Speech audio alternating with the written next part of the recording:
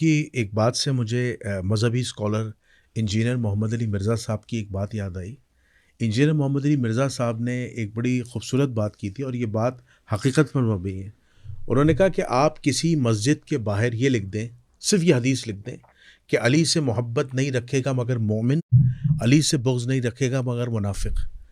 تو اس جگہ جو یہ چیز لکھی ہے یا مسجد کے اندر لکھ دی، کہتے ہیں کہ اس مسجد کے اندر اگر یہ بات صبح لکھی ہے یا باہر دیوار پہ لکھی ہے، وہاں شام تک گڑبڑ شروع ہو جائے گی، اور ایسی گڑبڑ شروع ہو جائے گی کہ وہ لکھنے والا یا اس لکھنے والے کے ماننے والے یا اس کی تائید کرنے والے جو ہیں، یا تو وہ ہلاک ہو جائیں گے یا ان سے کہیں گے حدیث مٹا دو. لیکن اگر خلیفہ اول یا خلیفہ دوم کی شان میں اگر کوئی جھوٹی روایت بھی ہوگی تو سب اس کی واہ واہ کریں گے، تعریف کریں گے. تو یہ مسلمانوں کا ایک المیہ ہے. اسی وجہ سے اکثر ممبروں پر علی ابن ابی طالب کے جو فضائل ہیں بے شک پڑھے جاتے ہوں گے، لیکن اس کی تعداد ویسے نہیں ہے جیسے فقہ اہل بیت کے ماننے والے جو ہیں وہ کرتے ہیں. تو یہ بات آپ کی بالکل حقیقت پر مبنی ہے. ہمارا شاید مثال سے اتنا ہے کہ کوئی یہ نہ کہے کہ میں نے کتابیں بہت پڑھی ہیں، اس میں مجھے ایمان آبا و اجداد نبی نہیں ملا ہے، یہ نہیں ملے گا. نفاق جن کے دلوں میں ہے ان کے بیانات سنتے رہو گے تو نہ اجداد نبی نہ اولاد نبی دونوں کا ذکر نہیں ملے گا. بالکل صحیح. اچھا، اب یہ لوگ تعویل کیا کرتے ہیں، جو ایک خاص فقہ ہے، وہ کہتے ہیں کہ رسول اللہ صلی اللہ علیہ وسلم کے والدین کا ایمان جو ہے وہ عقیدے کا مسئلہ ہی نہیں ہے. نہ تم سے اللہ تعالیٰ کل قیامت کے دن سوال کرے گا. تم اس معاملے میں سکوت اختیار کرو، بس خاموشی اختیار کرو. ٹھیک ہے، کوئی ضرورت نہیں ہے ان کے ایمان پہ بات کرنے کی، نہ ان کو برا کہو، نہ ان کے اسلام اور کفر پہ بات کرو. کیا یہ نظریہ رکھنا درست ہے؟ پھر بات کیوں کرتے ہیں؟ سوال یہ بھی. ہاں، پھر بات کرتے ہیں، منفی بات کرتے ہیں. مثبت بات کرنے والوں سے کہا جاتا ہے یہ روایت آپ نے کیوں لکھی ہے اور ابھی تک کیوں اس کو ترجمہ بھی کرتے ہیں، پڑھاتے بھی ہیں. جب ختم کراتے ہیں تو پڑھاتے ہیں نا. بالکل، بخاری ختم کراتے ہیں تو یہ پڑھاتے ہیں، تو پھر کیوں کرتے ہیں؟ صحیح بات. ایسا نہیں ہے، عملاً ایسا نہیں ہے. وہ اسی طرح ہے کہ تنقیس میں جو کچھ آئے اس کو بیان کرتے ہیں. جہاں تعریف کی بات آئے، تعریف ان سے ہوتی نہیں. نبی کی تعریف بھی بہت زبردستی سی کرتے ہیں. اچھا قبلہ، ایک بڑی اہم میں نقطے پہ آپ کو روشنی دلانا چاہتا کہ مسلمانوں کا جو خاص طبقہ ہے وہ رسول اللہ کے والدین کو کفر پہ سمجھتا ہے، اور وہ یہ کہتا ہے کہ ابراہیم علیہ السلام کے والد بھی کافر تھے. یہ بھی روایات میں آتا ہے اور یہی عقیدہ ہے. وہ کہتے ہیں کہ جب اہل تشیع اس حدیث پر اعتراض کرتے ہیں کہ رسول اللہ نے فرمایا کہ اگر میرے بعد کوئی نبی ہوتے تو عمر ہوتے، تو شیعہ اعتراض ہی کرتے ہیں کہ چونکہ عمر رضی اللہ تعالیٰ عنہ جو ہیں ان کا زمانہ جو ہے وہ زیادہ تر اسلام سے پہلے کفر میں گزرا ہے اور ان کے والد بھی کافر تھے. تو جو کوئی پیغمبر ہوتا ہے، ٹھیک ہے، اس کے آبا جو ہیں وہ کافر نہیں ہوتے. یہ تعویل پیش کرتے ہیں.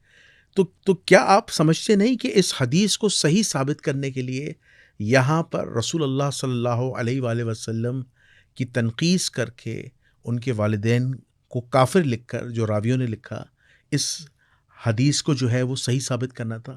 کیا یہ انٹر ریلیشن بنتا ہے سیاسی طور پر؟ نہیں، تو کچھ بھی نہیں بنتا. میرا نہیں خیال کسی نے کہا ہوگا. میرا حسن ظن یہ ہے کہ کسی پڑھے لکھے نے ایسی کوئی بات نہیں کی ہوگی. اگر کی ہے، میں نے پڑھی نہیں ہے، اگر کی ہے تو بہت عجیب ہے.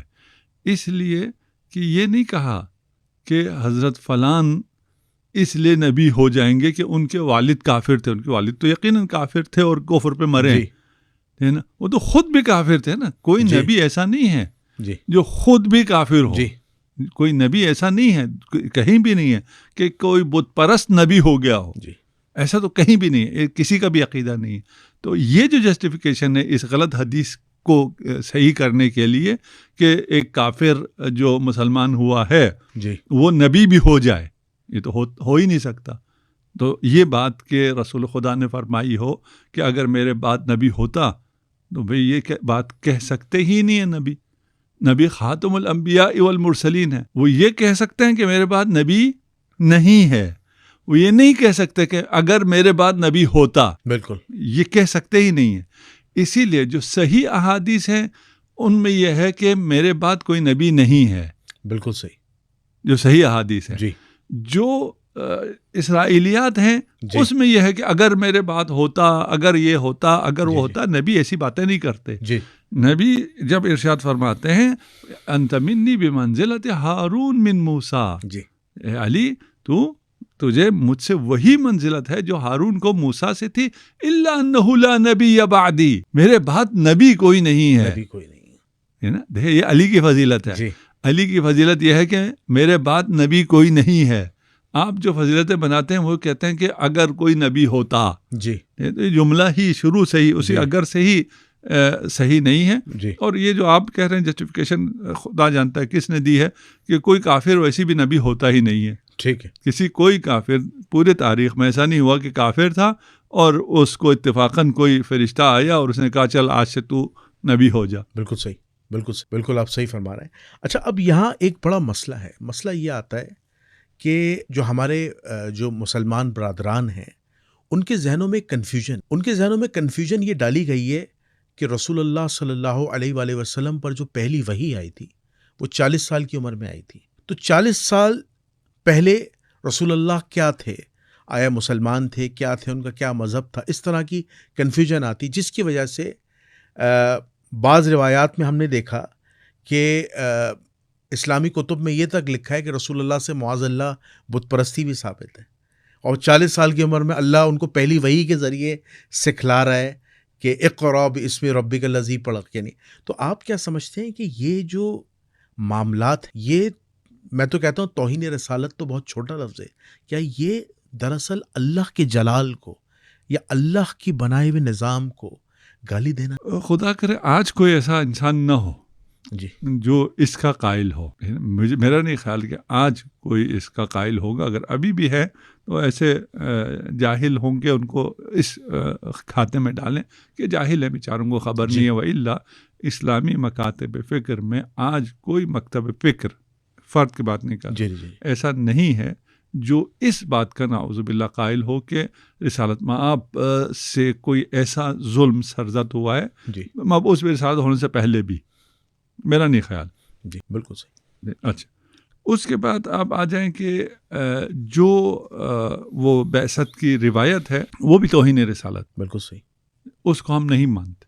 ٹھیک ہے. اس کے غلط ہونے پہ بہت دلائل ہیں اور ہم نے اس کو مختلف گفتگو میں پیش کیا. شاید آپ کے ساتھ بھی اس پہ گفتگو ہوئی ہے، اس کو ہم دوبارہ سارے کو نہیں دہراتے. جی جی جی. تو وہ بھی غلط ہے. اگر اس کو مان لیا جائے، اس نریشن کو مان لیا جائے، اس کے بعد رسالت کا دفاع کرنا، اسلام کا دفاع کرنا تقریباً ناممکن ہو جائے. پھر ممکن نہیں ہے کہ آپ اسلام کا دفاع کریں اور آپ پھر آباء و اجداد نبی کا دفاع کریں، یہ ممکن ہی نہیں. جی. پھر آپ اولاد نبی کا دفاع کریں، یہ بھی ممکن نہیں. اسی لیے وہ علی جس سے محبت ایمان ہے، جس سے نفرت یا بغض نفاق ہے، اس سے نفرت کرنے والے، بغض رکھنے والے، جنگ کرنے والے، قتال کرنے والے، لعن کرنے والے، ان سب کو بھی رضی اللہ کہا جاتا ہے. بالکل صحیح کہہ رہے ہیں. اسی لیے کہا جاتا ہے. جی. اس میں مروان بن حکم صاحب بھی ہیں، جو رضی اللہ ہے. ہاں جو بھی ہے نا.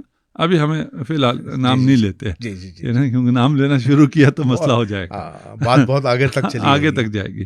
نام کوئی بھی نام نہیں لیتے تاکہ لوگ جو بھی سمجھے. تو رسول خدا محمد مصطفیٰ صلی اللہ علیہ وآلہ وسلم کی نسبت میرا ایمان یہ ہے کہ کوئی بھی مسلمان ایسا ابھی نہیں ہے، فرقہ بھی نہیں ہے، انشاءاللہ کوئی فرد بھی نہیں ہے جو اس قسم کی کوئی بات رکھتا ہو کہ نبی نے کبھی نعوذ باللہ بت پرستی کی.